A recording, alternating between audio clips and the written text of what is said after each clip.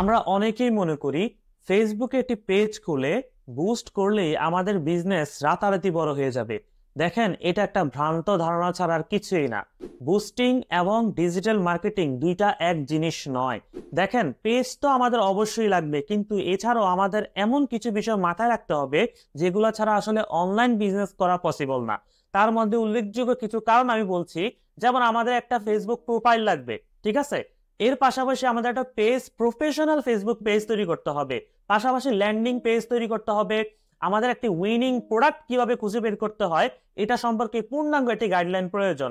তার বাহিরে আমাদের কম্পিটিটর রিসার্চটা কিভাবে করতে হয় এটা আমাদের জানতে হবে। ফানেলিং বিষয়টা কি, এটা কিভাবে করে, এবার কিভাবে কাজ করে এটা আমাদের জানতে হবে।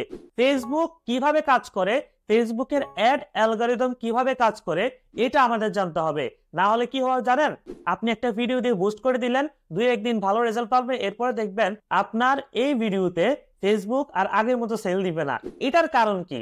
আবার আমরা অনেক সময় ফেসবুকে একটা পোস্ট দিয়ে থাকি, এটাতে অনেক সেল হয়, এরপর কেন সেল কমে যায়, আমাদের প্রবলেমগুলা কি? দেখেন, এই পুরো বিষয়টা নিয়ে আমি আমার এই ইবুকে কথা বলেছি।